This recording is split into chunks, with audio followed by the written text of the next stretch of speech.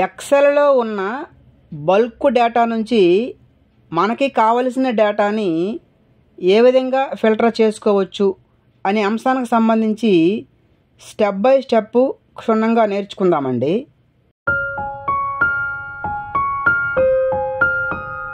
ఎక్సెల్లో ఉన్న టేబుల్ నుండి మనకి కావలసిన డేటాని ఫిల్టర్ చేసుకోవాలంటే ముందుగా ఆ పర్టికులర్ టేబుల్లో ఉన్న హెడ్డింగ్ రోకి ఫిల్టర్ ఐకాన్స్ని అప్లై చేయాలండి.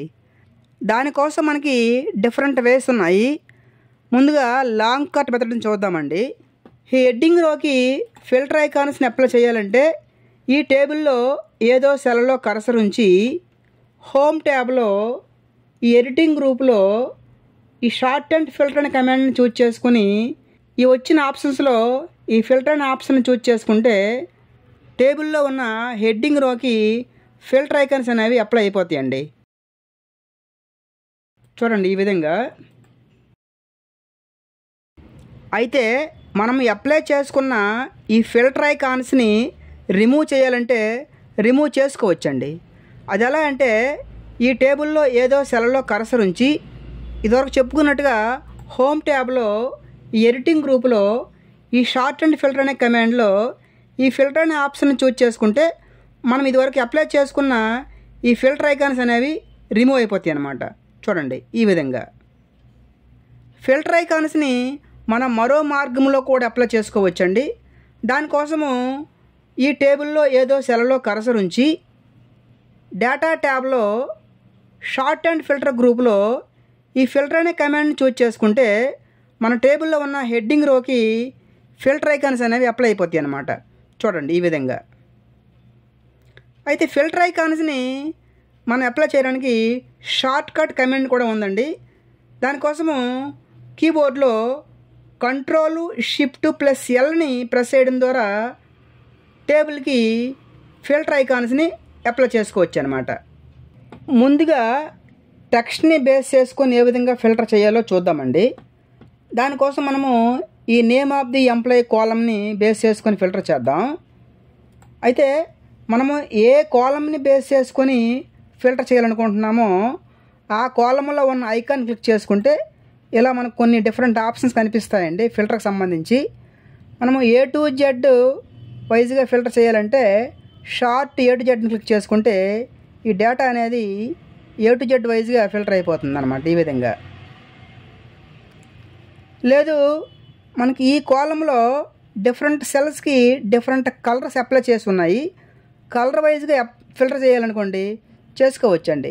కలర్ వైజ్గా ఫిల్టర్ చేయాలంటే ఈ ఐకాన్ క్లిక్ చేసుకొని ఇక్కడ short by colour option choose చేసుకొని మనము ఏ కలర్ని ఫిల్టర్ చేయాలనుకుంటున్నామో ఆ కలర్ని చూజ్ చేసుకుంటే సరిపోతుందండి.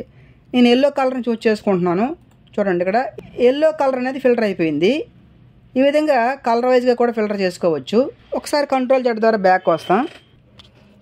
నెక్స్ట్ మనము ఈ డిస్ట్రిక్ట్ని బేస్ చేసుకొని డేటాను ఫిల్టర్ చేద్దామండి.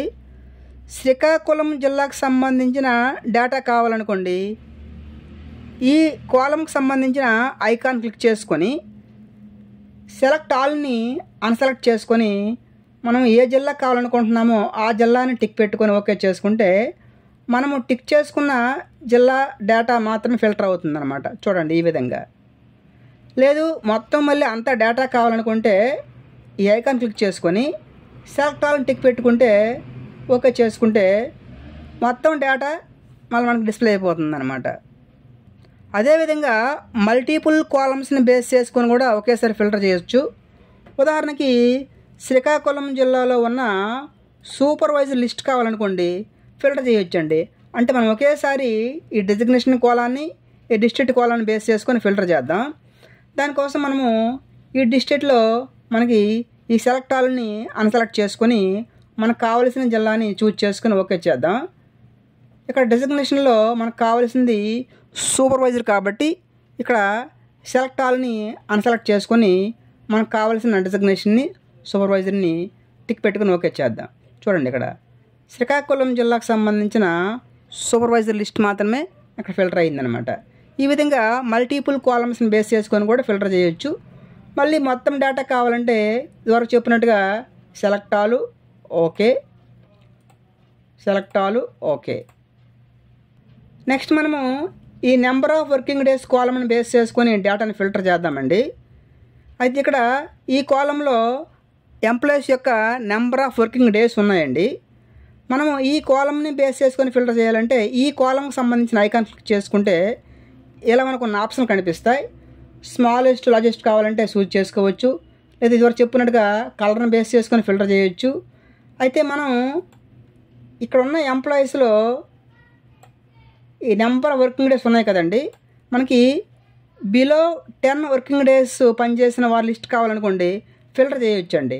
దానికోసము ఈ ఐకాన్ క్లిక్ చేసుకొని ఇక్కడ మనకి నెంబర్ ఫిల్టర్ని చూజ్ చేసుకొని ఇక్కడ లెస్ దాన్ని చూజ్ చేసుకొని మనకి బిలో 10 కావాలి కాబట్టి ఇక్కడ 10ని ఎంటర్ చేసి ఓకే చేసుకుంటే బిలో 10 డేస్ వర్కింగ్ చేసిన ఎంప్లాయీస్ లిస్ట్ మాత్రమే ఫిల్టర్ అవుతుందండి.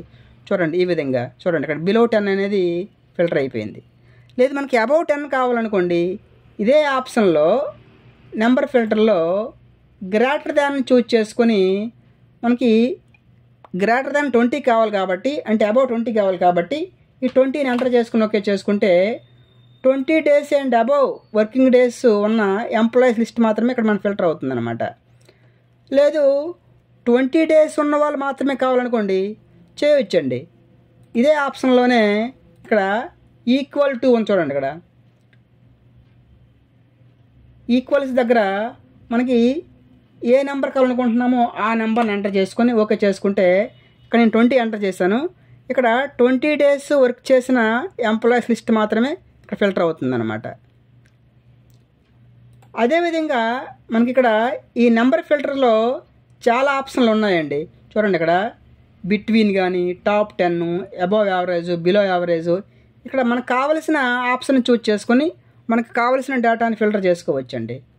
ఈ విధంగా ఎక్సెల్లో టేబుల్లో ఉన్న బల్క్ డేటా నుంచి మనకి కావలసిన డేటాని చాలా సింపుల్గా ఫిల్టర్ చేసుకోవచ్చు అన్నమాట.